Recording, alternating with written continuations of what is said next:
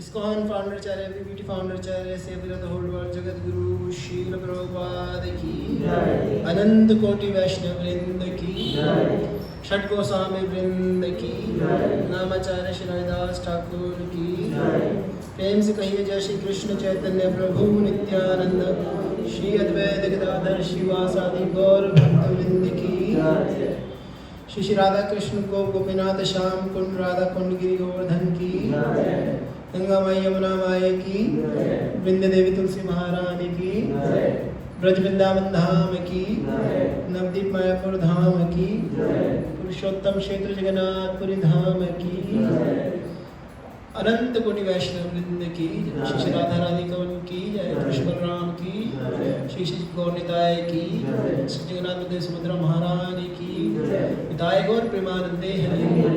All glorious assembled devotees, all glorious assembled devotees, all glorious assembled devotees, all glorious to Shri Guru and Gauranga, all glorious to Shri Prabhupada की। ओम नमो भगवते वासुदेवाय, ओम नमो भगवते वासुदेवाय, ओम नमो भगवते वासुदेवाय, ओम नमो भगवते वासुदेवाय, ओम नमो भगवते वासुदेवाय। ओम नमो भगवते वासुदेवाय, नारायणं नमस्कृत्यं नारायणं नमस्कृत्यं नरं चैव नरोत्तमं नरं चैव नरोत्तमं देवीं सरस्वतीं व्यासं देवीं सरस्वतीं व्यासं ततो जयमुदीरये। ततो जयमुदीरये।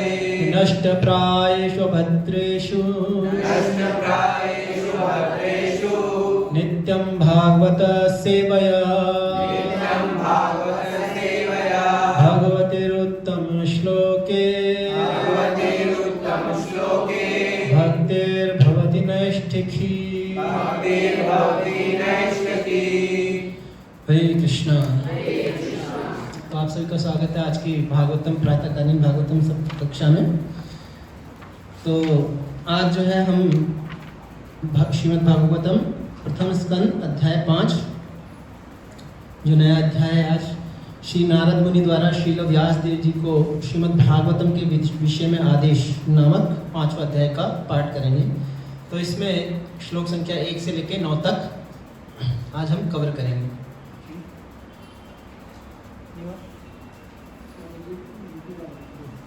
तो आपके ग्रुप में जो है ये श्लोक आ जाएंगे, तो आप इनको देखिएगा और पाठ कीजिएगा।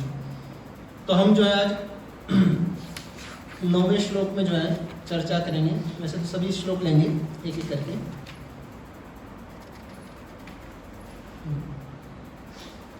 तो 9वें तक हम आज कवर कर देंगे, ठीक है। तो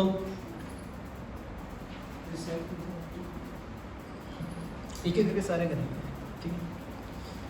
तो पहले प्रार्थना कर लेते हैं, उसके बाद एक एक करके हम सारे श्लोकों को कवर करेंगे। ओम अज्ञानतिमिरान्धस्य ज्ञानाञ्जनशलाकया चक्षुरुन्मिलितं येन तस्मै श्रीगुरुवे नमः। श्रीचैतन्यमनोभीष्टं स्थापितं येन भूतले स्वयं रूप कदा मह्यं ददाति स्वपदान्तिकम्। वन्देऽहं श्रीगुरो श्रीयुतः पदकमलं श्रीगुरुन् वैष्णवांश्च। श्रीरूपं साग्रजातं सहगणरघुनाथान्वितं तं सजीवं सावधूतं सावधूतं परिजनसहितं कृष्णचैतन्यदेवं श्रीराधा कृष्णपादान् सहगणललिता श्रीविशाखान्वितांश्च। हे कृष्ण करुणा सिन्धो दीनबन्धो जगत्पते गोपेश गोपिकान्त राधाकान्त नमोस्तुते। तप्त काञ्चन गौराङ्गी राधे वृन्दावनेश्वरी वृषभानुसुते देवी प्रणमामि हरिप्रिये। वाञ्छाकल्पतरुभ्यश्च कृपा सिन्धुभ्यैव च पतितनां पावनेभ्यो वैष्णवेभ्यो नमो नमः। जय श्री कृष्ण चैतन्य प्रभु नित्यानंद श्री अद्वैत गदाधर श्रीवासादि गौरभक्तवृंद। हरे कृष्णा कृष्णा कृष्णा हरे हरे हरे राम राम हरे हरे। नमो विष्णुपादाय कृष्णप्रेष्ठाय भूतले श्रीमते भक्तिवेदांत स्वामिनिधि नामिने। नमस्ते सरस्वते देवे गौरवाणी प्रचारिणे निर्विशेष शून्यवादी पाश्चात्यदेशतारिणे।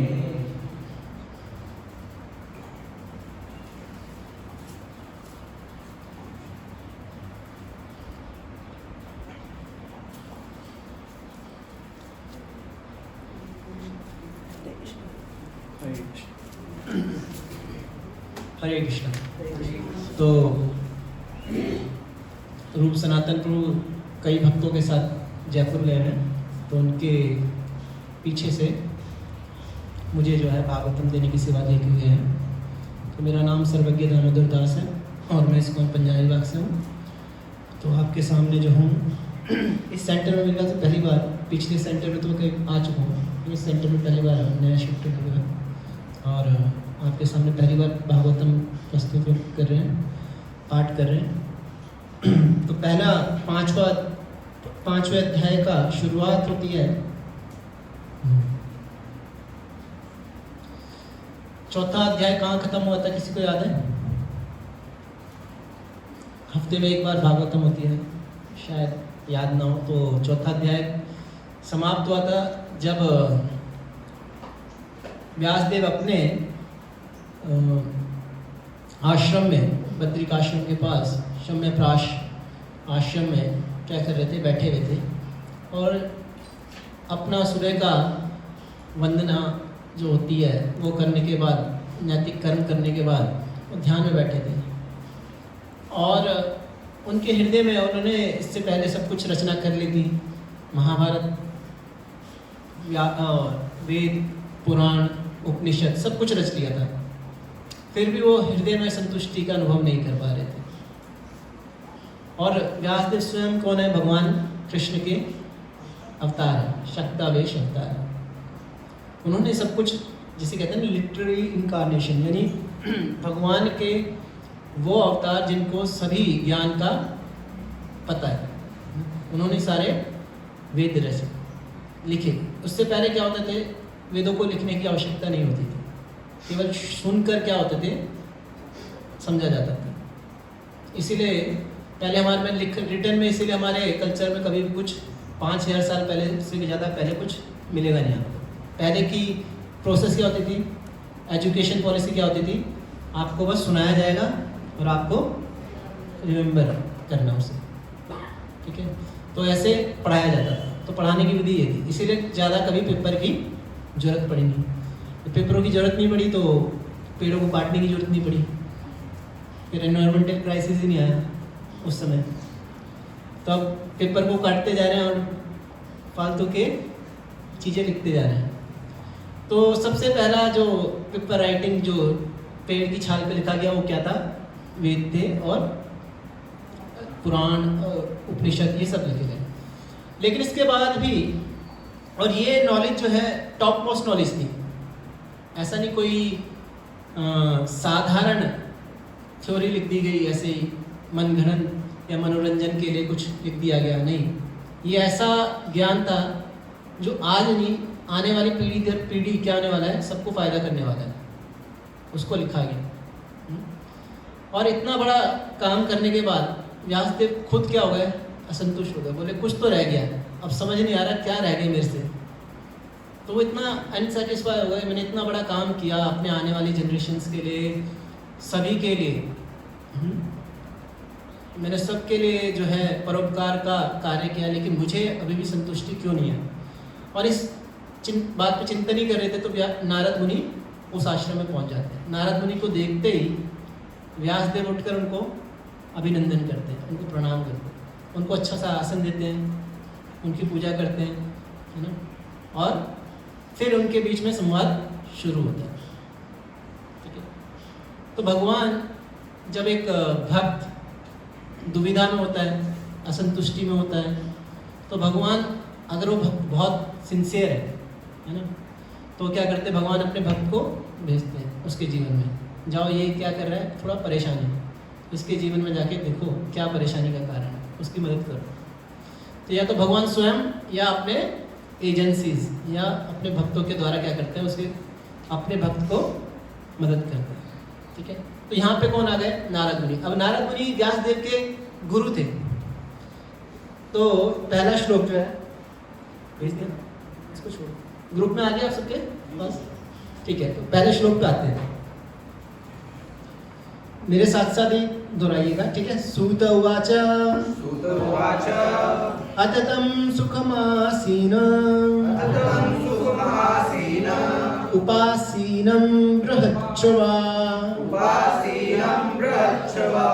देवर्षिः प्राह विप्रिष्यः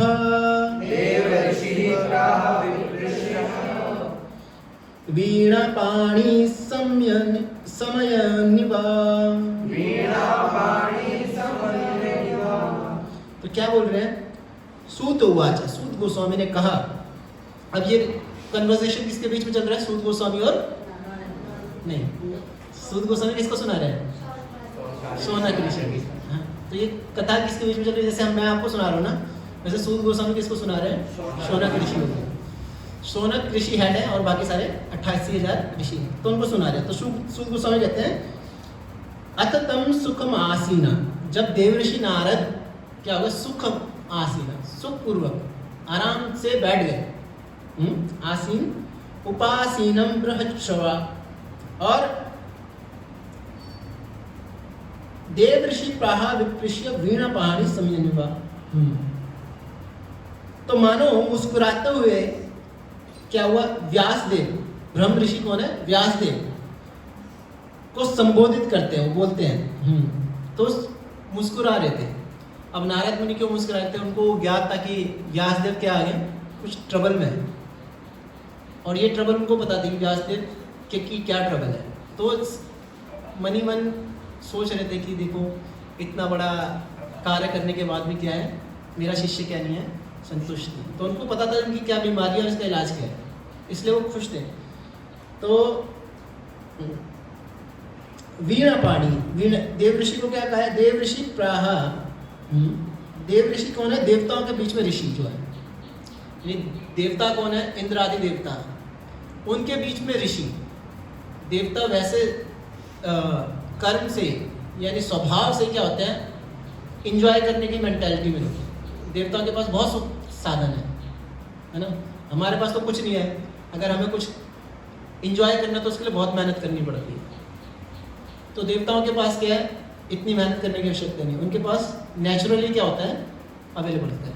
जैसे हमको अगर कहीं से एक स्थान से दूसरे स्थान पे जाना है, तो हर देवता के पास क्या होगा, कोई ना कोई व्हीकल होगा। अगर वो देवता बन गया तो उसके पास व्हीकल होगा, और व्हीकल उड़ने वाला होगा, ऐसे चलने वाला नहीं होगा, तो उड़ने वाला होगा।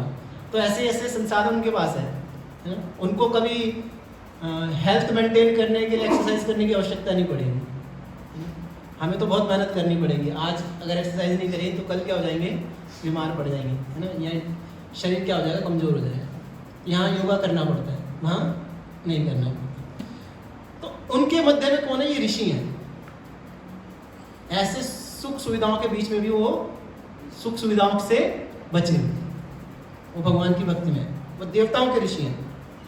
प्राह कहा विपर्षिणम, और जो किसको कहा? विपर्षिण।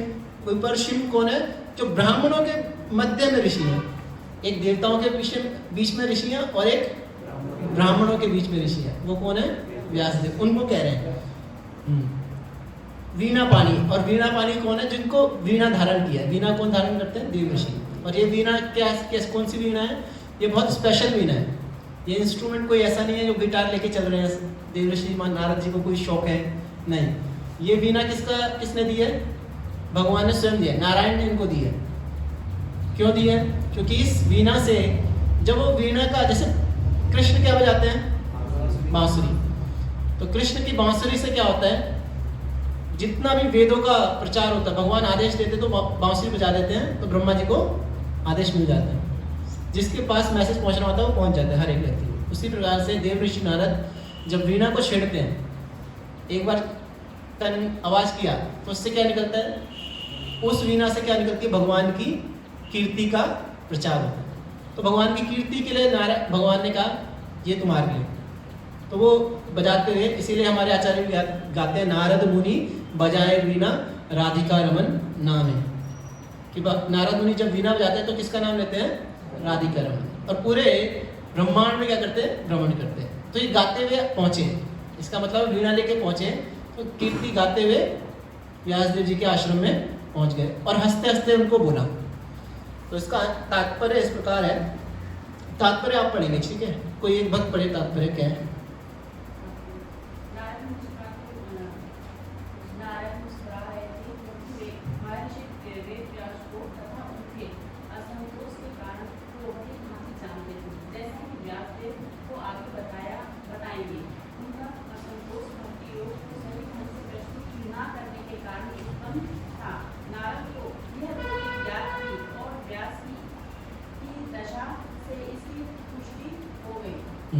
तो नारद मुनि को ये पता था क्यों मुस्कुरा रहे थे, रीजन क्या था? उनको पता था कि इसकी प्रॉब्लम क्या है और इसका सॉल्यूशन क्या है।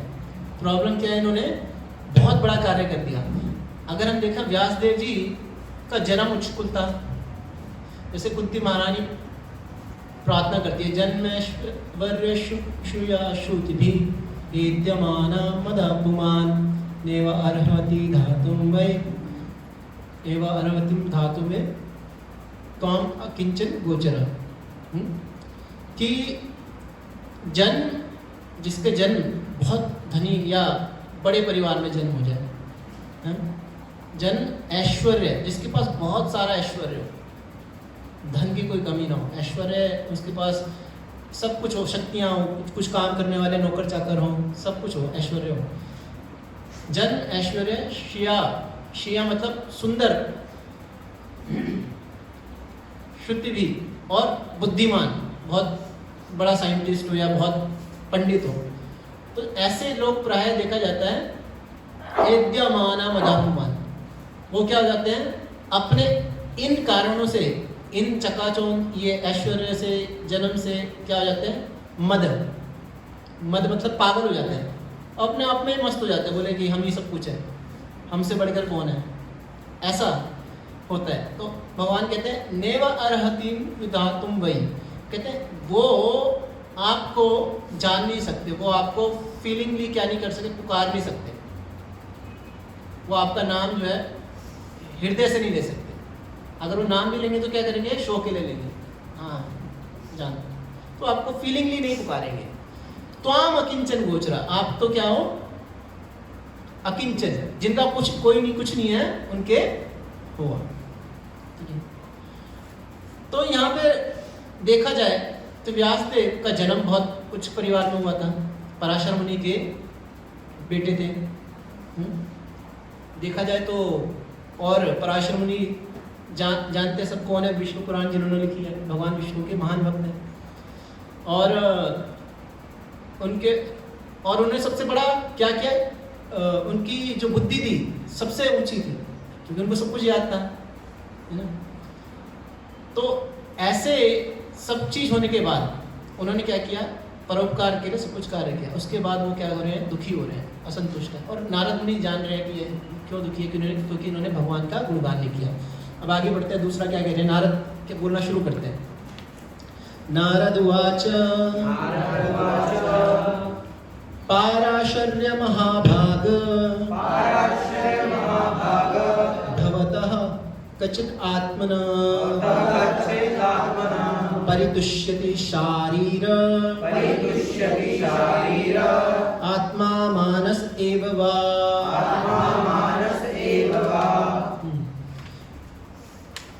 पाराशर्य महाभाग, जो पाराशर मुनि के पुत्र हैं और महाभाग मतलब महाभाग्यशाली हैं।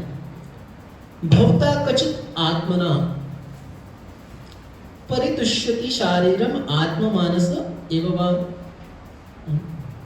तो नारद मुनि उनको, व्यासदेव जी को बोल रहे हैं, हे पराशर पुत्र, क्या मन या शरीर को आत्म साक्षात्कार का लक्ष्य मानकर संतुष्ट हो।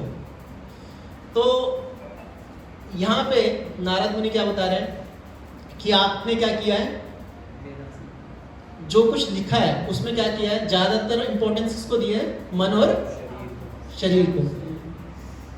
लोगों को किसकी तरफ डाइवर्ट कर दिया है, मन और शरीर के विषय में जानने में, उनकी संतुष्टि करने के लिए। तो लोगों से क्या कहा है कि आत्म साक्षात्कार को जानना है तो क्या करना पड़ेगा, आपको मन और शरीर के विषय में जानना पड़ेगा। तो इस बारे में ज्यादा प्रोमिनेंस दे दी। ऐसा नहीं उन्होंने कुछ लिखा नहीं है और भगवान के विषय में नहीं लिखा, लेकिन किसको प्रोमिनेंस दिया है, मन और शरीर को। क्या इससे तुम संतुष्ट हो। तो ये इंगित करता है, पहले आते ही उन्होंने क्या कर दिया, उनकी त्रुटि पे प्रकाश डाल दिया। अभी कुछ पूछा भी नहीं उन्होंने व्यासदेव ने, उन्होंने सीधा बोल दिया कि आप खुश हो इस कार्य को करने के बाद। तो इसका तात्पर्य पढ़िए। श्री नारद मुनि द्वारा श्री व्यासदेव को उनके असंतोष के कारण का यह संकेत था। श्री व्यासदेव को अत्यंत शक्ति संपन्न ऋषि पराशर के वंशज होने के कारण असामान्य पैतृक विशेषाधिकार प्राप्त था, जिससे उनके असंतुष्ट रहने का कोई कारण नहीं होना चाहिए था। महान पिता के महान पुत्र होने के कारण उन्हें आत्मा की पहचान शरीर या मन से नहीं करनी चाहिए थी। अल्प बुद्धि वाले सामान्य जन शरीर को या मन को आत्मा के रूप में स्वीकार कर सकते हैं, लेकिन श्री व्यासदेव को ऐसा नहीं करना चाहिए था। स्वभावतः कोई तब तक प्रसन्न नहीं रह सकता जब तक सचमुच वह आत्म साक्षात्कार को प्राप्त न हो, जो भौतिक शरीर तथा मन से परे है। तो यहाँ पे देखिए, किसी भक्त के जीवन में अगर कुछ उथल पुथल चल रहा है तो गुरु, क्योंकि वो आध्यात्मिक जीवन में प्रवीण है, पारंगत है, तो जानते हैं क्या क्या मुश्किलें इस आध्यात्मिक जीवन में आ सकती है, शिष्य क्या गलतियाँ कर सकता है। और गुरु जानता भी है और चाहे तो उन गलतियों को बता भी सकता है, लेकिन वो क्या करते हैं, अपने शिष्य की सिंसियरिटी का परख करते हैं कि ये शिष्य क्या करना चाहता है, कितना उन्नति के लिए आपुट है, अपनी आध्यात्मिक उन्नति करने के लिए सिंसियर है, ये सही में अपने आप को सुधारना चाहते हैं कि नहीं चाहते हैं। तो वो जानते हैं हमारी क्या डिफ़िकल्टी है, क्या प्रॉब्लम है, लेकिन जब तक कोई शिष्य पूछेगा नहीं तो गुरु क्यों बताएंगे, अपने से क्यों बताएंगे। तो यहाँ टेस्ट है कि अगर हमें सही में आध्यात्मिक प्रगति करनी है, आध्यात्मिक जीवन में प्रगति करनी है, तो हमें क्या करना पड़ेगा, गुरु से जाकर पूछना पड़ेगा। इसीलिए शास्त्र बताते हैं सा एव गुरुम अभिगच्छेत श्रोत्यम सम्यपानिना, कि जो इंक्विजिटिव होते हैं, जो जानना चाहते हैं भगवान के विषय में, वो क्या करते हैं, गुरु के पास जाते हैं और उनसे पूछते हैं। क्यों? क्योंकि ऐसे गुरु कौन है, ब्रह्मनिष्ठ, यानी उन भगवान को जानते हैं, उन्होंने उनसे सुनते हैं और फिर क्या करते हैं, भगवत गीता बताते हैं कि वो उनके पास जाकर उनकी सेवा करते हैं पहले, उसके बाद उनसे आत्म जिज्ञासा करते हैं कि मैं कैसे आगे बढ़ूं, और फिर श्रवण करते हैं। ठीक है, तो ये विधि है और इस विधि का पालन करना चाहिए, तब जाके कोई गुरु क्या होगा, वो पहले टेस्ट करते हैं कि ये शिष्य कितना सिंसियर है, कितना इसके अंदर जिज्ञासा है, या कितना आतुर है भगवान की भक्ति को प्राप्त करने की। फिर जब वो इस बात को टेस्ट कर लेंगे, उसके बाद वो क्या करेंगे, आपको बताएंगे आपकी फॉल्ट क्या है। हमें गुरु के पास जाकर क्या नहीं पूछना चाहिए, देखो मेरा जीवन में इतना विपदा आ गई है कि मेरा बिजनेस ठप हो गया है, आज इतना घाटा लग गया है, आज उसके साथ झगड़ा हो गया, आज पत्नी ने क्या कर दिया, कहाँ सुनाई होगी मेरी, आज उसने वो बोल दिया, है ना। तो ऐसे प्रश्न लेके जाएंगे तो फिर क्या हो जाएगा, वैसे उत्तर प्राप्त होंगे, फिर आध्यात्मिक उन्नति का प्रश्न उत्तर की प्राप्ति नहीं होगी। फिर क्या होगी, इन्हीं जीवन के जो चक्र है उसी के विषय में हम चलते चले जाएंगे। फिर आज क्योंकि परिस्थितियां, भौतिक परिस्थितियों की विडंबना क्या है कि भौतिक परिस्थितियां क्या होती है, कांस्टेंट चेंज होती रहती है। आज सुख है, कल दुख आएगा, फिर दुख के बाद फिर सुख आएगा। ठीक है, तो चेंज जो है इस संसार में नित्य है, तो सुख दुख का चक्र जो है हमेशा चलता रहेगा, और जब तक हम इस सुख दुख के चक्र में क्या करेंगे, फंसते चले जाएंगे, तब तक हम बाहर निकलने की चेष्टा ही नहीं करेंगे। तो हमें क्या इंक्वायरी करनी चाहिए, इनसे बाहर कैसे निकले, इसका रूट कॉज क्या है। इसलिए सनातन गोस्वामी कहते हैं, ने भगवान श्री चैतन्य महाप्रभु से पूछा कि मैं कौन हूँ, और मैं ना चाहते हुए भी मुझे ये कष्ट क्यों आते हैं।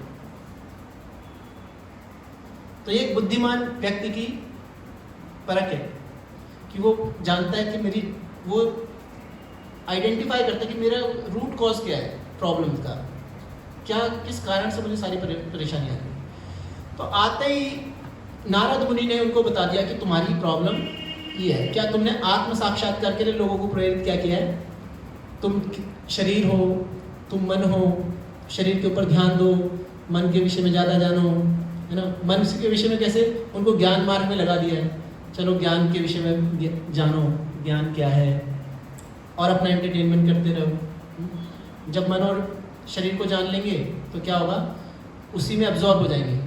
अगर मन और लक्ष्य क्या है, मन और शरीर को जानना, तो हमारा एब्जॉर्प्शन क्या रहेगा, शरीर के प्रति और मन के प्रति।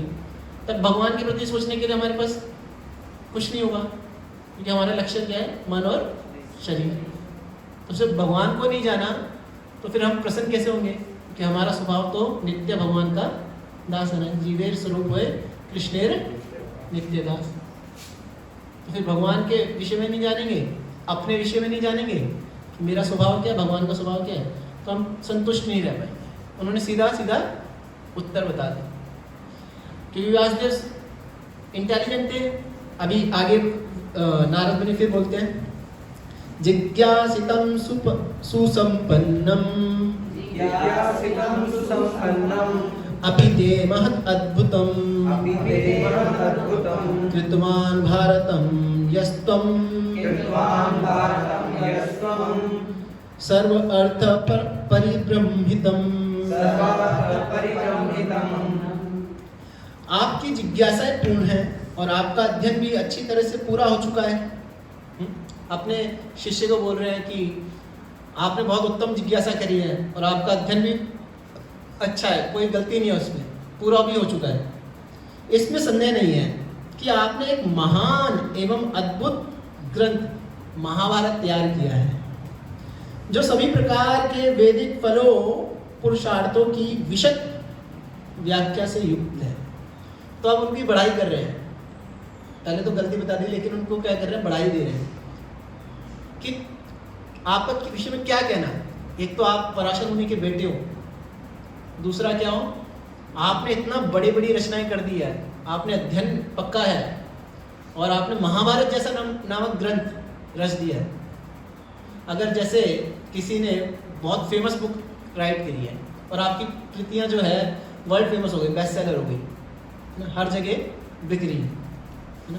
जैसे फेमस नॉवेल्स होते हैं, हैरी पॉटर हो गया है ना, ऐसे नॉवेल्स लिख देते हैं लोग और सब वर्ल्ड में फेमस हो जाते हैं। तो इस प्रकार से उन्होंने क्या कर दिया महाभारत, और ये क्या होने लग गया है, पूरे विश्व में फेमस हो गया है। तो बोले आप विश्व विख्यात राइटर हो, तो आप क्यों दुखी हो रहे हो? बोले कुछ कारण तो होना नहीं चाहिए, ख्याति आपके पास है, अच्छा परिवार आपके पास है, क्या कमी है आपके पास? और इस ऐसा भी नहीं, ये ग्रंथ जो था इसमें कुछ कमी थी। चारों पुरुषार्थों से क्या था, चारों पुरुषार्थ बोले तो काम, धर्म, अर्थ, काम, मोक्ष, इन सभी के विषय में चर्चा की गई थी। मोक्ष के विषय में भी चर्चा थी कि मुक्ति कैसे प्राप्त की। तो फिर क्या रह गया? तो इसका तात्पर्य पढ़िए।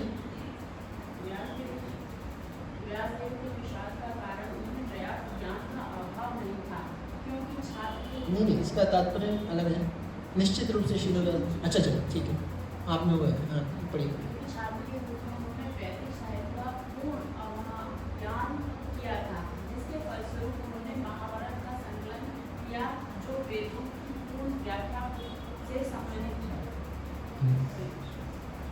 तो महाभारत क्या है? कलयुग में न वेद, न पुराण, न उपनिषद, कलयुग में बताया गया कि सबसे इम्पोर्टेंट ग्रंथों में अगर कोई पढ़ना चाहता है तो कौन है? महाभारत। एक ग्रंथ भागवतम और महाभारत। क्यों व्यासदेव ने इसकी रचना की? क्योंकि स्त्री शूद्र द्विजबंधु नाम कि ऐसे लोग जिनको वेदों को पढ़ने का अधिकार नहीं है ना, कौन? शूद्र, स्त्री और द्विजबंधु, उनके लिए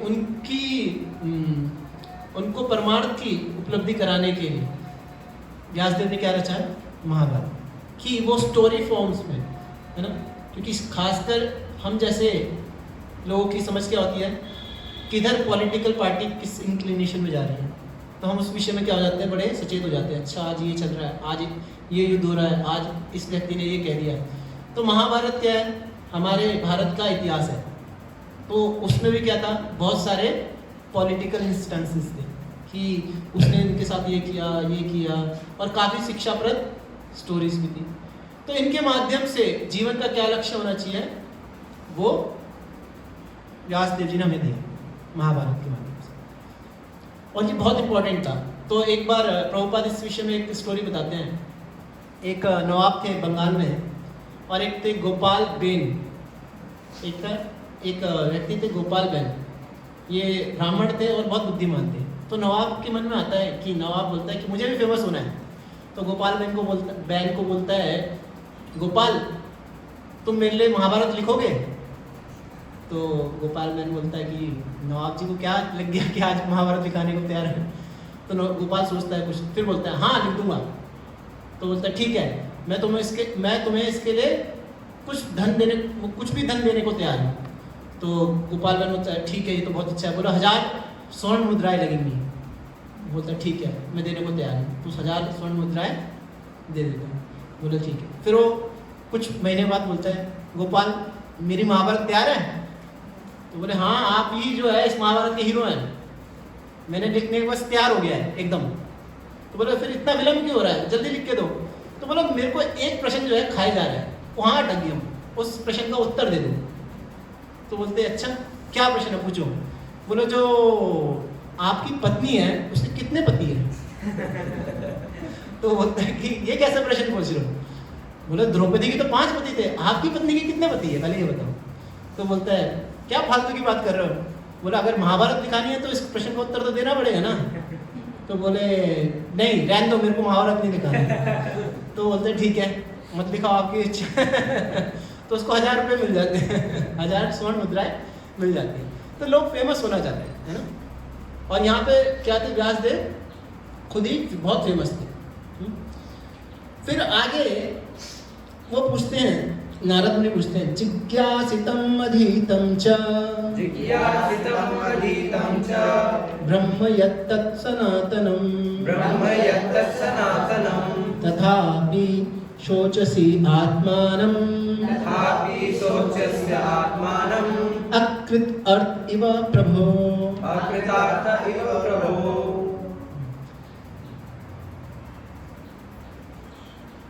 तो आपने क्या किया, जिज्ञासितम, आपने निराकार ब्रह्म विषयक एवं उससे प्राप्त होने वाले ज्ञान को अच्छी प्रकार से लिपिबद्ध किया है।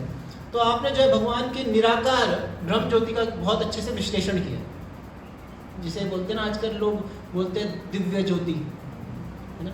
तो उसका क्या किया, बहुत अच्छे से आपने उसके विषय में लिखा है और उसको उपनिषदों में भी लिख दिया है, कैसे उस दिव्य ज्योति के तरफ बढ़ा जा सकता है। ठीक है, तो इतना सब होते हुए भी हे मेरे प्रभु, अब नारद मुनि उनको क्या बोल रहे हैं, प्रभु। तो ये एटिकेट है ना, एक गुरु है फिर भी वो क्या कर रहे हैं, एक एटिकेट वाइज बोल रहे हैं कि इतना सब कुछ उपलब्धि कर लिया है और ये स्वयं भगवान के अवतार हैं, तो मेरे प्रभु। तो ऐसे ही भक्त क्या करते हैं, एक दूसरे को कैसे कैसे संबोधित करते हैं, प्रभु। प्रभु का मतलब है आप मेरे स्वामी हैं और मैं आपका सेवक हूँ। ऐसे नहीं आप मेरे सेवक हैं, हम हमारे बोलते तो ऐसे हैं प्रभु, लेकिन टोन कैसे होती है जैसे तुम मेरे दास हो, हे प्रभु इधर आना। है ना, तो टोन में बहुत डिफरेंस है। अंतःकरण में क्या नहीं है, भाव नहीं है, बस क्या कर रहे हैं, जीवा से बोल रहे हैं। यहाँ पे लेकिन नारद मुनि का भाव ये था कि तुम मेरे क्या हो, स्वामी हो, मैं आपकी सेवा करने के लिए यहाँ पे प्रकट हुआ। तो हे प्रभु, इतना सब कुछ होते हुए भी अपने आप को व्यर्थ समझकर निराश होने की क्या बात है, आप कारण बताइए। तो उन्हीं से निकलवा रहे कि आप क्यों निराश महसूस कर रहे हो, बताओ। तो उनको मजबूर कर रहे कि टटोलो, जीवन में आपकी निराशा का कारण क्या है। तो गुरु भी कई बार शिष्य को या आध्यात्मिक जो शिक्षक होते हैं वो कभी कभार साधक को बोलते हैं कि टटोलो, क्या कारण से आप क्या हो, परेशान हो। जब हम जाते हैं ना कि कुछ अच्छा नहीं लग रहा, माला नहीं हो रहा, है ना, घर में बहुत परेशानी चल रही है और इसकी वजह से मैं क्या नहीं कर पा रहा हूँ, भक्ति सही से नहीं कर पा रहा, कई कारण है। तो फिर शिक्षक बोलते हैं कि टटोलो थोड़ा, क्या कारण है, और क्या कारण है, और पीछे जाओ, और जाओ। बोले ये हो सकता है, नहीं और पीछे जाओ, ये भी हो सकता है, ये और पीछे जाओ। रूट कॉज क्या है कि हम अभी अपने भक्ति के प्रति क्या नहीं है, उतना सीरियस नहीं है जितना संसार के प्रति है। तो कई कारण हो सकते हैं, तो बैकग्राउंड में और भी कई कारण हो सकते हैं, लेकिन शिक्षक क्या चाहते हैं, और टटोलने की कोशिश करवाता है साधक से। क्यों? क्योंकि साधक जब तक अपनी प्रॉब्लम को आइडेंटिफाई नहीं करेगा तब तक उसका सॉल्यूशन नहीं मिलेगा। इसीलिए बाह्य रूप से भी कहा जाता है, अगर कोई अपनी प्रॉब्लम का रूट कॉज जान ले तो क्या हो जाता है, वो सॉल्यूशन का आधे सीढ़ी पार कर जाता है ना? अगर हम सबने अपने अपनी प्रॉब्लम को जड़ से पकड़ लिया तो हमारी आधी प्रॉब्लम ही क्या हो गई, हम आधे रास्ते चढ़ गए।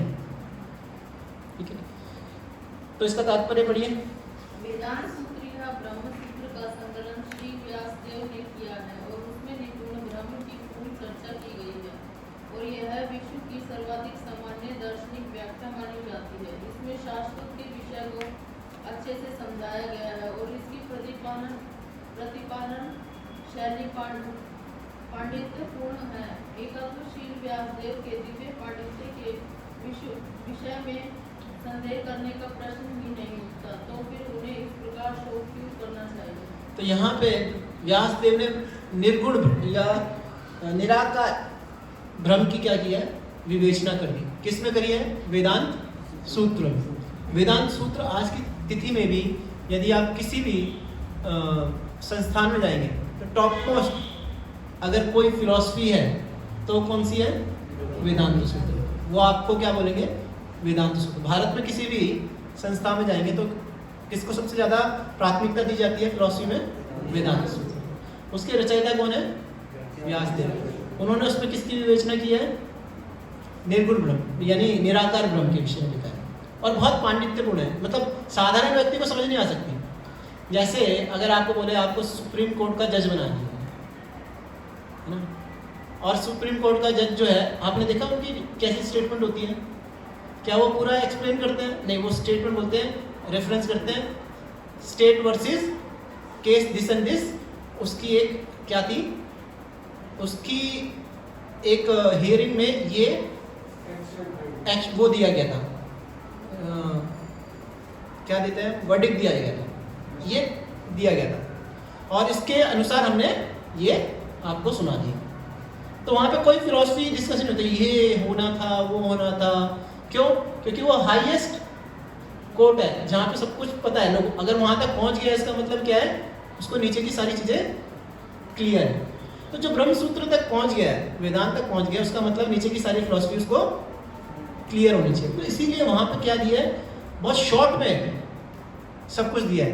जैसे भगवान के विषय में बताया गया है कि क्या अथा तो ब्रह्म जिज्ञासा है ना, और बताया गया कि जिससे सब कुछ उत्पन्न हुआ है ना? उसी एक पहले सूत्र की विवेचना किसमें की गई है? भागवतम के पहले उसमें की गई है।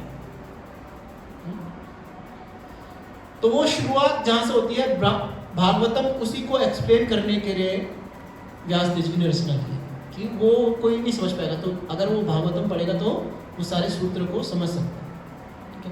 तो वो सबसे हाईएस्ट फिलोसफिकल ट्रीटाइज है, उसको रच दिया है। तो उनके पांडित्य में भी कोई कमी नहीं थी। और देखिए फिर डिससेटिस्फैक्शन, इसका मतलब है कोई अगर निराकार ब्रह्म के विषय में भी जान लेगा, यानी भगवान की निराकार ब्रह्म ज्योति के विषय में भी जान लेगा, फिर भी उसे क्या नहीं मिलेगी? संतुष्टि। क्योंकि ऑथर संतुष्ट नहीं है तो फिर रीडर कैसे संतुष्ट हो जाएगा? इसीलिए हम देखते हैं जो लोग निराकार ब्रह्म ज्योति के विषय में पूरा जीवन निकाल देते हैं, अंत में क्या हो जाते हैं? उन्हें खुद नहीं पता होता कि हमारा क्या होने वाला है। इसलिए वो द्वार से क्या आ जाते हैं? संसार में लिप्त हो जाते हैं। भागवतम इसके विषय में क्या बताता है? आरुह्य किच्छेन परम पदम पतंती अधम। क्योंकि इन्होंने क्या किया है? भगवान के चरण कमलों में अपराध कर दिया। क्यों अपराध कर दिया? क्योंकि इन्होंने बोला कि भगवान की ब्रह्म ज्योति सब कुछ है, भगवान का कोई रूप नहीं होता। जबकि इसके विपरीत क्या है? भगवान की ब्रह्म ज्योति है। क्यों है? क्योंकि भगवान का रूप था। भगवान के रूप की कांति जो है उसके कारण क्या हो गया? ये ब्रह्म ज्योति प्रकट हुई। तो भगवान के रूप को निकाल दिया। तो इन्होंने क्या कर दिया? भगवान के प्रति अपराध कर दिया। बोला इनके पाँव नहीं है, इनके हाथ नहीं है, तो लूले लंगड़े हैं और कुछ नहीं है। तो ऐसा अपराध करने के कारण क्या हो गया? पतंती अधम। फिर द्वार से क्या हो जाते हैं? नीचे गिर जाते हैं। इसलिए उनको संतुष्टि कभी नहीं प्राप्त हो सकती। आगे बताते हैं व्यास। अब व्यासदेव बोलना शुरू करते हैं। व्यासुवाच अस्त्येव मे सर्वमिदं त्यक्तोक्तं तथापि नात्मा परितुष्यते मे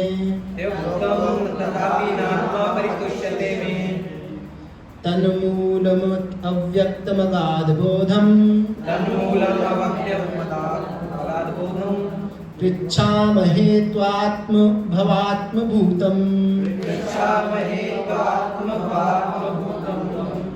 श्री व्यासदेव ने कहा कि आपने मेरे विषय में जो कुछ कहा वे सब पूर्ण रूप से सत्य हैं, इन सब के बावजूद मैं संतुष्ट नहीं हूँ, अतः मैं आपसे अपने असंतोष के मूल कारण के विषय में पूछ रहा हूँ, क्योंकि आप स्वयंभू की संतान होने के कारण अगाध ज्ञान से युक्त व्यक्ति हैं। तो इसका तात्पर्य पढ़िए। भौतिक जगत में प्रत्येक व्यक्ति शरीर या मन की पहचान आत्मा के साथ करता है। इस तरह इस भौतिक जगत का सारा ज्ञान या तो शरीर से या मन से संबंधित होता है और यही समस्त विषादों का मूल कारण है। इसका सदा ही पता नहीं चल पाता, भले ही कोई भौतिकवादी ज्ञान का कितना ही बड़ा पंडित क्यों न हो। अतः ऐसे विषादों के मूल कारण के निराकरण के लिए नारद जैसे पुरुष के पास पहुंचना अच्छा रहता है। नारद के पास क्यों जाया जाए, इसकी व्याख्या आगे की गई है। तो व्यासदेव कह रहे हैं कि आपने जो कुछ बोला है बिल्कुल सत्य बात है। मैं असंतुष्ट हूँ, संतुष्ट नहीं हूँ। तो मैं आपसे पूछना चाहता हूँ, मैं असंतुष्ट क्यों? क्योंकि अब वो जितना नारद मुनि ने उनके विषय में क्या किया है, गुणगान किया है, अब वो उनका विषय में व्याख्यान करते हैं। अगर हमें गुरु के विषय में जानना है तो उनका क्या करना पड़ेगा, महिमा भी बतानी पड़ेगी। गुरु के विषय में पहले उनको क्या करना पड़ेगा, प्रसन्न करना पड़ेगा। और ये महिमा कैसी होनी चाहिए, झूठी नहीं होनी चाहिए कि काम निकालना है तो क्या कर लो, गप्पे हाँक दो। हाँ आप तो महापुरुष है, आपके जैसा कोई पैदा ही नहीं हुआ आज तक है, ऐसा है वैसा है फलाना है। नहीं, क्या होनी चाहिए, सच सत्य होनी चाहिए। तो उन्होंने क्या बोला कि आप स्वयंभू के पुत्र हैं। अगर मैं पराशर का पुत्र हूँ तो आप कौन किसके पुत्र हैं, ब्रह्मा जी के पुत्र हैं। ब्रह्मा जी पराशर से भी ऊंचे हैं, पहले जीव हैं और उनकी पहली संतान आप हो, मतलब उनके मन से निकली हुई संतान आप स्वयंभू पुत्र हैं। और इस कारण क्या है, आपका ज्ञान क्या है, मुझसे भी ऊंचा है, अगाध ज्ञान से युक्त व्यक्ति है। आपका ज्ञान क्या है, उसमें कोई त्रुटि नहीं है। मैं तो अपने ज्ञान के कारण क्या कर रहा हूँ, असंतोष महसूस कर रहा हूँ, लेकिन आपका ज्ञान क्या है, पूर्ण है। तो आप जान सकते हो मेरे अंदर क्या असंतुष्टि का कारण है। तो जब व्यक्ति इतना क्वालिफाइड हो और फिर भी संतुष्टि नहीं हो, इसका मतलब क्या है, हमें मानना चाहिए कि हमें सब कुछ नहीं पता, हमारे अंदर कुछ त्रुटि है। और बड़े बड़े पंडितों को ये समझ नहीं आता कि उनकी मूल जितनी भी समस्याओं का कारण क्या है, वो शरीर और आत्मा से, शरीर और मन से क्या करते हैं, अपने आप को शरीर और मन के साथ आइडेंटिफाई करते हैं कि मैं शरीर हूँ, मन हूँ, और इसी के विषय में चर्चा करते रहते हैं, पूरा जीवन इसी में निकाल देते हैं। तो इसको समझ पाना बड़े बड़ों की बात नहीं है, अच्छे नहीं समझ पाते। तो कैसे समझ आएगा कि मैं शरीर नहीं, मैं आत्मा हूँ, मैं मन नहीं हूँ, मैं आत्मा हूँ। इसके लिए हमें किसके पास जाना पड़ेगा, नारद जैसे गुरु के पास, जो प्रमाणिक गुरु हैं, जो जानते हैं कि आत्मा क्या है, वो कौन है और उसका क्या संबंध है भगवान से, वो हमें बता सकते हैं। ठीक है, आगे बढ़ते हैं। सवै भवान वेद समस्त गुह्यम उपासितो यत पुरुषः पुराणः परावरेशो मनसेव विश्वम् सृजति अवति अति गुणे असंगा। हे प्रभु, जो कुछ भी गोपनीय है वह आपको ज्ञात है, क्योंकि आप भौतिक जगत के सृष्टा तथा संहारक एवं आध्यात्मिक जगत के पालक आदि भगवान की पूजा करते हैं, जो भौतिक प्रकृति के तीनों गुणों से परे हैं। तो और गुणगान करते हैं। अभी गुणगान यहाँ पे रुका नहीं कि आप ब्रह्मा जी के पुत्र हैं और आपको ज्ञान अगाध है, इससे नहीं रुका। अभी क्या कर रहे हैं, आगे और गुणगान कर रहे हैं। कुछ भी आपकी दृष्टि से छुपा नहीं है, आपको सब कुछ ज्ञात है। क्यों? क्योंकि आप किसके भक्त हैं, भगवान के भक्त हैं। और ये भगवान कौन है, जो सृष्टि का रचयिता हैं, पालन करते हैं और संहार करते हैं, जिनकी इच्छा से सब कुछ होता है। उन्होंने ये नहीं बोला कि आप ब्रह्मा जी के भक्त हैं, नहीं, आप शिव के भक्त हैं, नहीं। उन्होंने कहा किसकी बात कर रहे हैं, नारायण के भक्त। देव ऋषि किसके भक्त है, नारायण के। और उनकी इच्छा से क्या हो रहा है, सृजन, पालन और संहार। ये फैक्ट है। ठीक है, तो नारद मुनि स्वयं बोल रहे हैं। और वो भगवान क्या है, इन तीनों गुणों से परे है। इस संसार में, इस सृष्टि में 3 गुण कार्य करते हैं, तमोगुण, रजोगुण और सतोगुण। तो भगवद गीता में क्या बताया है? तमोगुण कैसे मानता है, रजोगुण कैसे मानता है और सतोगुण कैसे मानता है? तमोगुण में व्यक्ति क्या हो जाता है, वो अपने ड्यूटीज, कर्तव्य के प्रति क्या हो जाता है, पूरा भूल जाता है। क्या मदर, पागल की तरह एक्ट करता है, वो अपने आप को जानता ही नहीं क्या सही है क्या गलत है, ठीक है। और वो एकदम शास्त्रों के विरुद्ध कार्य करता है। और रजोगुण का कार्य क्या करते हैं? रजोगुण अहंकार को पोषित करता है। मैं क्या करता हूँ, मैं हूँ सच एंड सच व्यक्ति हूँ, तो मैं क्या करूँगा, अपने नाम के लिए, अपनी पूजा के लिए, अपनी प्रतिष्ठा के लिए क्या करूँगा, सारे कार्य करूँगा। तो सारा ज्ञान किसके लिए लगाता है? अपने निजी स्वार्थ के लिए। और सतोगुण कैसे मानता है? सतोगुण क्या होता है? सतोगुण व्यक्ति जो होता है वो ज्ञान में स्थित होता है, लेकिन उसका यही ज्ञान जो है उसको बांध देता है। वो अपने आप को दूसरों से श्रेष्ठ समझता है। वो सोचता है कि मुझे इतना ज्ञान है, दूसरों को कुछ भी ज्ञान नहीं है। मैं जानता हूँ कि मैं शरीर नहीं, मैं आत्मा हूँ, दूसरे थोड़ी ना जानते हैं, है ना। तो मैं यही ज्ञान क्या कर देता है, हमें बांध देता है, क्योंकि हम सुपीरियर समझते हैं अपने आप को, ठीक है। तो रियल ज्ञान क्या है? जब व्यक्ति सही में अपनी स्थिति को जानता है, लेकिन फिर क्या होता है, विनम्र रहता है। ज्ञाने उत्पाद नमन्तेव चेव, क्या कि जिसके पास ज्ञान है वो क्या हो जाता है, विनम्र है। असली ज्ञान की पहचान है वो विनम्र होगा व्यक्ति, ठीक है। तो जिसके अंदर आध्यात्मिक ज्ञान है वो अपने आप को क्या समझते हैं, दास समझते हैं। और जो भौतिक ज्ञान में होते हैं वो क्या समझते हैं, अपने आप को बॉस समझते हैं। We are boss, everyone is our servant. और जो आध्यात्मिक उन्नति में होते हैं लोग, वो क्या सोचते हैं, we are servant and everyone is our boss, ठीक है। इसीलिए कोई आध्यात्मिक व्यक्ति के पास जाएगा या प्रमाणिक गुरु के पास जाएगा, तो प्रमाणिक गुरु जैसे भक्ति सिद्धांत सरस्वती महाराज के पास कोई जाता था, उनको प्रणाम करता था। तो भक्ति सिद्धांत सरस्वती महाराज क्या कहते थे रिटर्न में, दासोऽस्मि। दासोऽस्मि का मतलब क्या है, मैं आपका दास हूँ। तो ये अपने आप में इंगित करते हैं उनके अंदर कितना विनम्र भाव था। उनके 10,000 शिष्य थे, 10,000 शिष्यों को क्या कैसे समझते थे, अपना प्रभु, अपने आप को दास समझते थे। तो ये विनम्रता का प्रतीक है।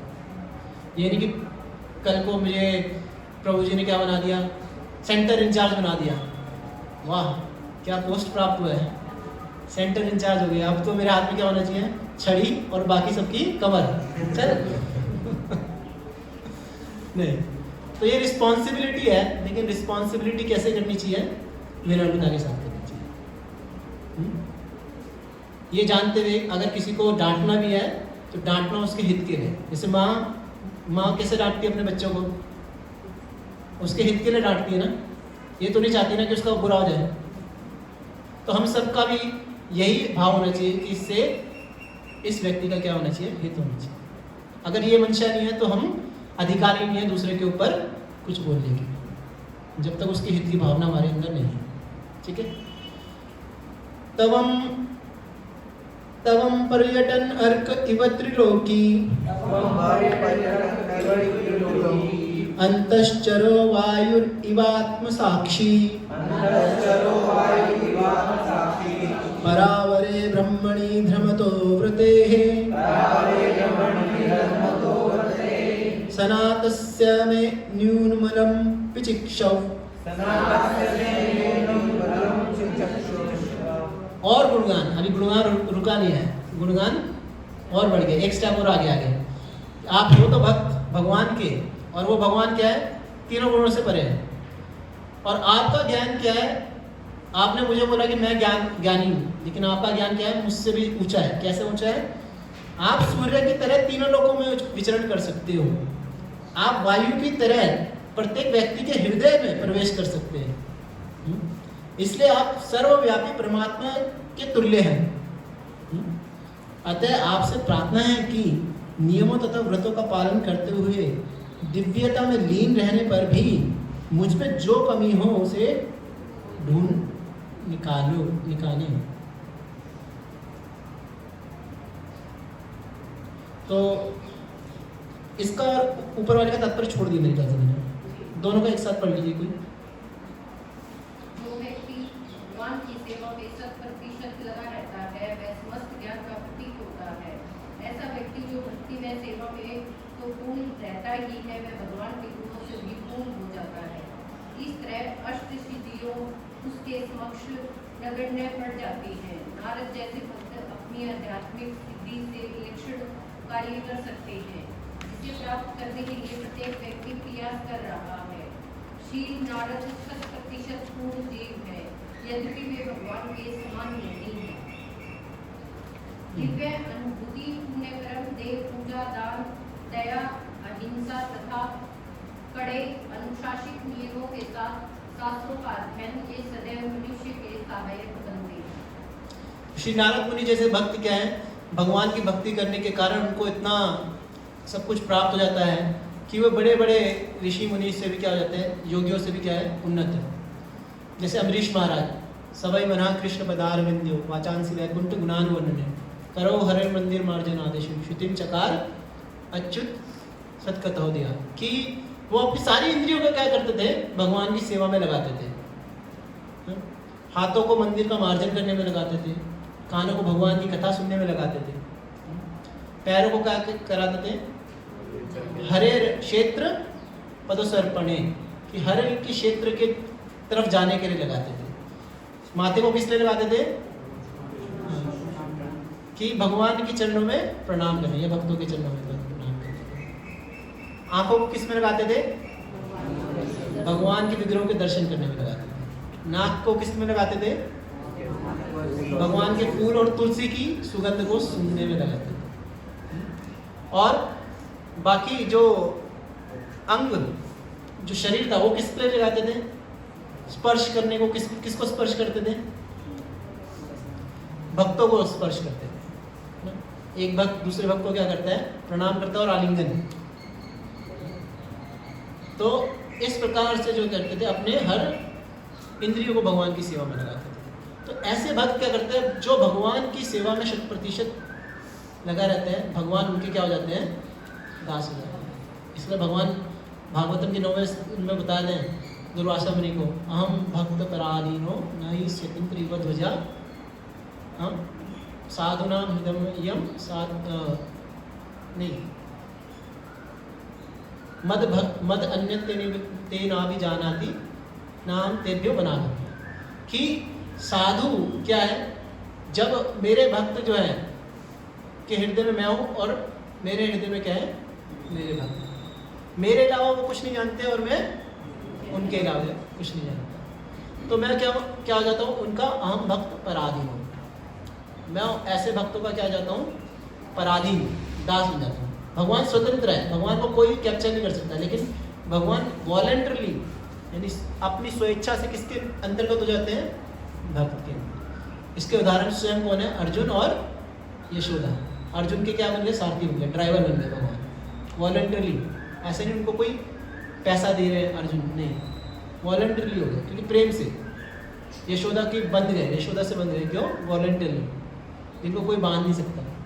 तो ऐसा भक्त जो बोलते हैं, ब्रह्मा जी बोलते हैं कि जो भक्त सारे परिस्थिति में, किसी भी परिस्थिति में, चाहे सुख हो चाहे दुख हो, केवल किसको समर्पित रहे, भगवान को समर्पित रहे, और सदैव ये सोचे कि मैं किसका दास हूँ, भगवान का दास हूँ। तो जीवन में, इसी जीवन में वो क्या हो जाता है, जीवन पदे समुक्ति सदया भाव, वो मुक्ति को प्राप्त करने का क्या हो जाता है, अधिकारी हो जाता है। क्यों, क्योंकि उसने जीवन भर क्या माना है, मैं भगवान का ही दास हूँ। तो भगवान क्या हो जाते हैं, उसके प्रति कृतज्ञ हो जाते हैं। वो जैसे बच्चे, बेटा क्या हो जाता है, अपने पिता का जो होता है ना, प्रॉपर्टी होती है, तो विल किसकी तरफ जाती है, बेटे की तरफ चली जाती है, या पुत्र पुत्री की तरफ चली जाती है। तो भगवान का वो क्या हो जाता है, प्रिय पुत्र हो जाता है, तो उसकी क्या हो जाती है, प्रॉपर्टी क्या हो जाती है, मुक्ति मिलना उसकी अधिकार हो जाता है, जो ऐसा सोचता है, ऐसा करता है। ठीक है। तो नारद जैसे भक्त भी क्या हो जाते हैं, भगवान के तुल्य ही क्या हो जाते हैं, शक्ति संपन्न हो जाते हैं। इसलिए बताया जाता है विष्णुदूत भी क्या है, भगवान के तुल्य ही शक्तिशाली होते हैं। ऐसे भक्तों को इसलिए कभी कभार भगवान कह के भी संबोधित किया जाता है। और ऐसे भक्त क्या करते हैं, वो कह रहे हैं कि आप तो है सभी के हृदय के विषय में जान सकते हो, यानी इनके विषय में क्या चल रहा है, इनके विषय में, जैसे भगवान आप परमात्मा रूप में आपके हृदय में बैठे ना, तो नारद जैसे भक्त भी क्या कर रहे हैं, आप सबके विषय में जान सकते हैं, आपके हृदय में क्या चल रहा है जान सकते हैं। इसलिए आप जो क्या कीजिए, मेरे विषय में बताइए मुझे क्या गड़बड़ है। श्री नारद बोलना शुरू करते हैं। अब इतना गुणगान कर दिया तो नारद बोलना शुरू करते हैं। क्या बोलना शुरू करते हैं, भवतानुदितं प्रायं यशो भगवतो अमलं येन वासो न तुष्येत मन्ये तद्दर्शनं खिलम्। नारद मुनि ने कहा, वास्तव में आपने श्री भगवान की अलौकिक तथा निर्मल महिमा का प्रसार नहीं किया है। जो दर्शन शास्त्र परमेश्वर की दिव्य इंद्रियों को तुष्ट नहीं कर पाता, वह व्यर्थ समझा जाता है। सीधा बोल दिया है। इसका तात्पर्य जल्दी से पढ़िए कोई। परमात्मा के साथ व्यक्तिगत जीव का वैधानिक संबंध उस शाश्वत स्वामी के निर्देश दास होने का है। श्री भगवान ने जीवों के रूप में अपना विस्तार इसलिए किया है कि उन्हें उनसे प्रेम पूर्ण सेवा प्राप्त हो सके, और इसी से श्री भगवान तथा जीव दोनों को संतोष प्राप्त हो सकता है। श्री व्यासदेव जैसे विद्वान ने वैदिक साहित्य में अनेक विस्तार किए, जिनका अंत वेदांत दर्शन में होता है, किंतु इनमें से किसी में भी श्री भगवान की महिमा का प्रत्यक्ष गान नहीं हुआ था। शुष्क दार्शनिक चिंतन ब्रह्म जैसे दिव्य विषय से संबंधित होकर श्री भगवान की महिमा के प्रत्यक्ष गुणगान के बिना तनिक भी आकर्षक नहीं होता। दिव्य अनुभूति के लिए श्री भगवान अंतिम शब्द हैं। वे दिव्य अनुभूति की पराकाष्ठा हैं। निराकार ब्रह्म या अंतर्यामी परमात्मा के रूप में परम की अनुभूति उतना दिव्य आनंद प्रदान करने वाली नहीं होती, जितनी कि उनकी महिमा की साक्षात अनुभूति होती है। वेदांत दर्शन के संकल्पकर्ता स्वयं श्री व्यासदेव हैं, किंतु इसके रचयिता होते हुए भी वे विचलित हैं। अतः उस वेदांत के पाठक तथा श्रोता उससे कौन सा दिव्य आनंद प्राप्त कर सकेंगे, जिसकी प्रत्यक्ष व्याख्या श्री व्यासदेव ने की ही नहीं। यहीं पर आवश्यकता प्रतीत हुई कि वही लेखक वेदांत सूत्र की व्याख्या श्रीमद् भागवतम के रूप में करें। तो और लास्ट श्लोक पढ़ लेते हैं। दोनों श्लोकों में एक ही कॉमन थीम है, तो एक चीज और पढ़ लेते हैं। यथा धर्म आदय च अर्था मुनिवर्यानुकीर्तिता न तथा वासुदेवस्य महिमा हि अनुवर्णितः। हे महामुनि, यद्यपि आपने धार्मिक कृत्य इत्यादि 4 पुरुषार्थों का विस्तार से वर्णन किया है, किंतु आपने परम भगवान श्री वासुदेव की महिमा का वर्णन नहीं किया है। इसका तात्पर्य एक एक पैराग्राफ 2 भाग पढ़ें, एक पैराग्राफ एक भाग दूसरा। श्री नारद मुनि ने तुरंत समस्या का कारण बता दिया। श्री व्यासदेव के विषाद का मूल कारण उनके द्वारा प्राणों के विविध संस्करणों में जानबूझकर श्री भगवान की महिमा के वर्णन की उपेक्षा करना था। यद्यपि उन्होंने सामान्य ढंग से श्री भगवान की महिमा का वर्णन किया था, किंतु उतना ही नहीं जितना कि धर्म, अर्थ और काम और मोक्ष का वर्णन किया था। ये चारों पुरुषार्थ श्री भगवान की भक्ति की तुलना में अत्यंत निकृष्ट है। प्रमाणिक विद्वान होने के कारण श्री व्यासदेव इस अंतर को अच्छी तरह जानते थे। फिर भी इस उत्तम कार्य अर्थात भक्ति में सेवा को अधिक महत्व प्रदान न करके उन्होंने अपने बहुमूल्य समय का लगभग दुरुपयोग किया था, जिसके कारण वे विषादग्रस्त थे। जिससे यह स्पष्ट संकेत मिलता है कि श्री भगवान की भक्ति में लगे बिना कोई भी अधिक प्रसन्न नहीं रह सकता। श्रीमद् भागवत गीता में भी इस तथ्य को स्पष्ट उल्लेख हुआ है। धर्म आदि पुरुषार्थों की श्रृंखला में मुक्ति अंतिम पुरुषार्थ है, जिसके बाद मनुष्य शुद्ध भक्ति में सेवा में प्रवृत्त होता है। यह आत्म साक्षात्कार का ब्रह्मभूत अवस्था कहलाती है। इस ब्रह्मभूत अवस्था को प्राप्त करने के बाद मनुष्य संतुष्ट हो जाता है, किंतु यह तुष्टि दिव्य आनंद की शुरुआत है। मनुष्य को इस सापेक्ष संसार में निरपेक्षता तथा क्षमता प्राप्त करके प्रगति करनी चाहिए। इस समदर्शी अवस्था को पार करके वह भगवान की दिव्य प्रेमा भक्ति में स्थित हो जाता है।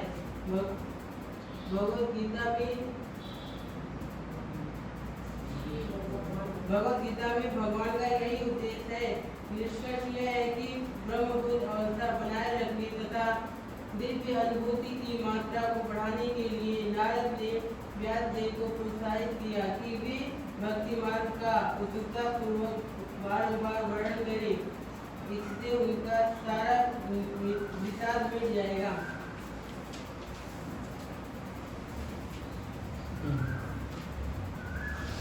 ठीक है, तो यहाँ पे बताया गया है, अब सीधा सीधा बात कर दिया है कि आपने क्या किया है, भगवान की महिमा में को उतना ध्यान नहीं दिया जितना धर्म अर्थ काम मोक्ष के विषय में बताया है। ये चारों पुरुषार्थ क्या है, ये संसारिक कार्यकलाप, संसार में किस प्रकार रहना है उसके उपलक्ष्य में बताया गया है। धार्मिक कार्य करने चाहिए, उससे क्या मिलेगा आपको, काम, आपकी इच्छाओं की पूर्ति होगी। ठीक है, धर्म अर्थ मिलेगा, उसके लिए क्या मिलेगा, अच्छा अर्थ प्राप्त होगा।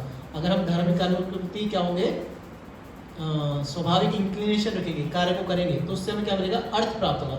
उस अर्थ से क्या होगा, हमारी इच्छाएं पूरी हो जाएंगी। जब इच्छाएं पूरी हो जाएगी तो क्या होगा, लास्ट में हम क्या करेंगे, मुक्ति की तरफ अग्रसर होंगे। तो जब आपने इन चार पुरुषार्थों के विषय में चर्चा करी तो आपने क्या नहीं बताया, भगवान की गुणगान के विषय में अपनी चर्चा नहीं की। शास्त्रों वेदों के 3 विभाग है, क्या, कर्मकांड, ज्ञानकांड और उपासना कांड। कर्मकांड में क्या है कि वो सेक्शन शास्त्रों वेदों का जो लोगों को प्रेरित करता है कि किस प्रकार से यज्ञ किए जाएं ताकि आपको क्या हो, इच्छाओं की पूर्ति हो। विभिन्न प्रकार के यज्ञ जैसे इंद्र यज्ञ, सोम यज्ञ, इन प्रकार के यज्ञ को करने के लिए। दूसरा सेक्शन कौन है, ज्ञान। ज्ञान कांड क्या करता है, ज्ञान कांड बताते हैं किस प्रकार निराकार ब्रह्म जो है उसकी तरफ हमें बढ़ना चाहिए। वो हमारी इंटेलिजेंस को स्टिमुलेट करता है। क्या करता है कि भाई भगवान कौन है इसके विषय में, निराकार ब्रह्म कौन है उसके विषय में जानो। सीधा गुणगान नहीं करेगा भगवान का, क्या करेंगे, ब्रह्म के विषय में जिज्ञासा करते रहो, नैति नैति, ये भी नहीं है ब्रह्म, ये भी नहीं है, ये भी नहीं है, ये भी नहीं है, तो अंत में क्या पहुंच जाएंगे, कुछ भी नहीं है ब्रह्म। लास्ट में क्या हो जाएगा, कुछ भी नहीं है, और यही भ्रम रहेगा, ब्रह्म तक पहुंचते हुए यही भ्रम रहेगा कि कुछ भी नहीं है। इसीलिए कई फिलॉसफी जो है आप देखेंगे वो क्या है, कुछ भी नहीं है, शून्य है। लास्ट डेस्टिनेशन क्या है, शून्य, क्योंकि कुछ पता ही नहीं है। फिलॉसफी शून्य तक, ठीक है, शून्य बनने के लिए क्या कर रहे हैं, पूरा जीवन लगा दिया है जीरो बनने के लिए। और इस उपासना क्या है, उपासना है कि किस प्रकार से देवी देवताओं को प्रसन्न किया जाए।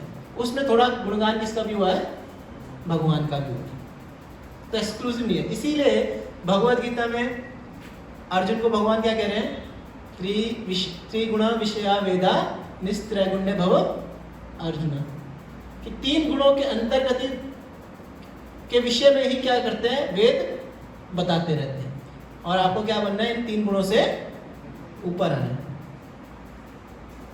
इनकरेज कर रहे भगवान। तो यहाँ त्रुटि बता रहे हैं कि आपने क्या कर दिया, लोगों को फंसा दिया है। ये वेदों में बता दिया, ज्ञान कांड, उपासना कांड और कर्म कांड के विषय में, अब लोग फंसी गए। आपने एक्सक्लूसिव नहीं बोला कि ये करो, सब ऐसा करोगे सबसे उत्तम है। कोई अगर आप वेद और शास्त्र पढ़ोगे तो व्यासदेव ने कहीं नहीं बोला कि ऐसा करने से क्या हो जाएगा आपको सबसे उत्तम गति। केवल भागवतम जब हम पढ़ेंगे तब देखेंगे कि यहाँ पे एक्सक्लूसिव क्या बोला है कि भगवान की भक्ति करने से क्या होगा, सबसे उत्तम गति को प्राप्त होगा। तो ये लास्ट जो ग्रंथ था नारद मुनि के कहने के बाद भगवान की महिमा का गुणगान क्या किया, व्यासदेव जी ने भागवतम में किया।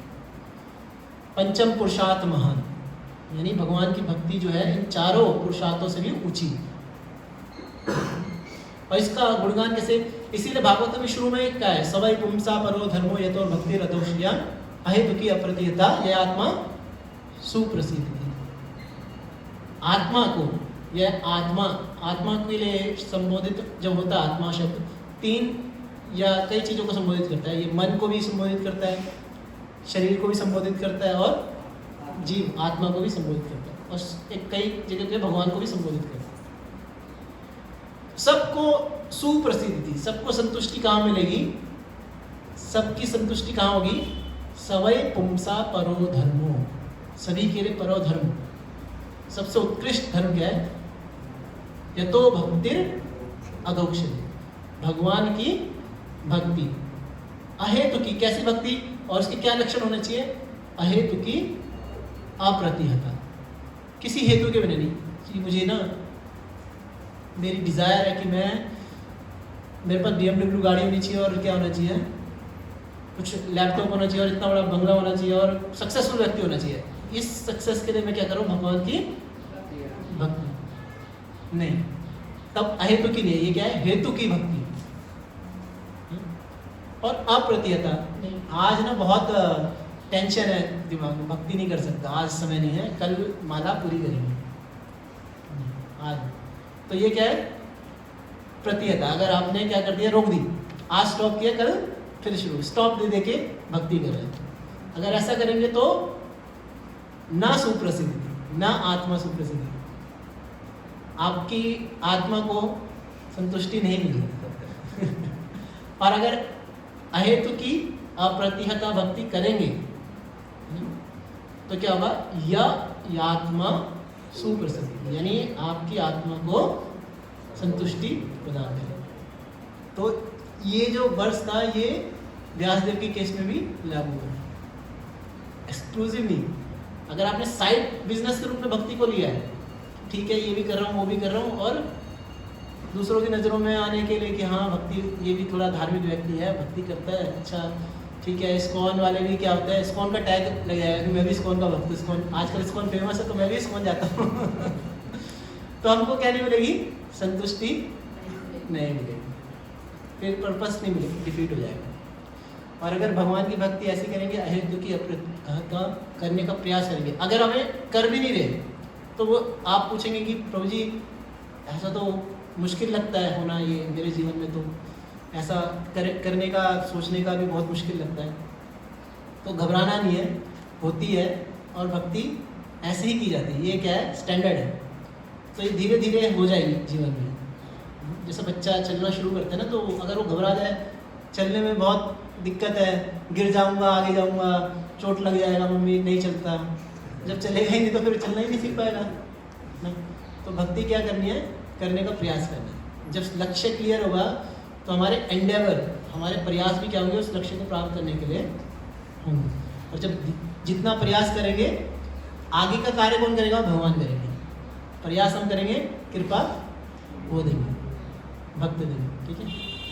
तो जितना प्रयास हम करेंगे उतनी कृपा प्राप्त करते जाएंगे, तो हम धीरे धीरे बढ़ते जाएंगे, तब हमको संतुष्टि मिल जाएगी। तो जीवन में सारी असंतुष्टि का कारण क्या है, हमने भगवान की भक्ति को स्वीकार नहीं किया, कृष्ण को भूल रहे। जीवन में जब तक नहीं अपनाएंगे, लाएंगे, और इस प्रकार से भक्ति करने का प्रयास नहीं करेंगे, तब तक क्या नहीं होगा, वो संतुष्टि जो जीव ढूंढ रहा है, जो हंट कर रहा है, जो प्रयास कर रहा है कि इस जीवन में मुझे प्राप्त हो जाए, वो नहीं प्राप्त होगा, वो संतुष्टि प्राप्त नहीं होगी, खुशी प्राप्त नहीं होगी, वो ढूंढता रहेगा। यही ट्रेजर हम ढूंढ रहे हैं ना, यही खुशी ढूंढ रहे हैं ना, किसी हर गतिविधि के पीछे हमारा उद्देश्य क्या है, मेरी खुशी किस में मिलेगी, चलो ये करूँगा तो खुशी मिलेगी, ये करूँगा तो खुशी मिलेगी, नहीं इससे नहीं मिली तो समाज वाले बोलते हैं बेटा तूने गलत तरीके से किया, इसको ऐसे कर, तो उसको करने के बाद में उसको भी खुशी नहीं मिलती। कुछ भी कर ले, ऐसे प्रयासों को क्या बोला है भागवतम में, प्रहलाद महाराज को बोलते हैं पुनः पुनः चर्विता चरवाना, कि बार बार गन्ने के रस निकालने के बाद गन्ने को क्या कर रहे हो, आप चूस रहे हो, रस तो निकल चुका है, अब चूसे हुए गन्ने को आप चूस रहे हो तो रस मिलेगा क्या। सारे प्रयास ऐसे ही विफलता की तरफ लेके जाएंगे। आनंद तो इधर ही है भक्ति में, और भक्ति में क्यों नहीं, अगर आनंद प्राप्त करना है तो कैसे करनी पड़ेगी, अहेतु की अप्रतिहता के साथ करना। ठीक है, हरे कृष्णा। श्रील प्रभुपाद की जय। किसी का कोई क्वेश्चन है या डाउट है तो पूछ सकते हैं, एक आधा क्वेश्चन ले सकते हैं, फिर प्रसाद के लिए प्रस्ताव। छोटा सा आपने बताया पाराशर मुनि ने विष्णु पुराण की रचना की, और हम जानते हैं कि जो 18 पुराण है वो वेद व्यास जी ने रचे, तो इसमें डाउट। मैंने बताया ना, ऐसा नहीं है कि भाई नारद व्यास देव ने रचे नहीं में तो लिखवाए। पहले नॉलेज थी, पहले भी वो कैसे ट्रांसफर होती थी, वर्बल। तो व्यास देव ने क्या कर दिया, रिटर्न फॉर्म में लिखे। वो नॉलेज तो पहले से आ रही थी ना, तो व्यास देव को सब कुछ पता था। उसके कंपोजर जो है वो हाँ, ऑथर है वेद व्यास, तो उनको तो पता ही होगा ना, पराशर मुनि ने ज्ञान दिया ही होगा। ठीक है, तो ऐसा नहीं है भगवान ने वो फिलॉसफी, इसीलिए तो पहले भगवान ने ये फिलॉसफी इसको दी भागवतम की, ब्रह्मा तेने ब्रह्मा आदि हृदय काव्य। तो नॉलेज कैसे प्राप्त हुई व्यासदेव जी को, बाय ओरल रिसेप्शन, नारद मुनि से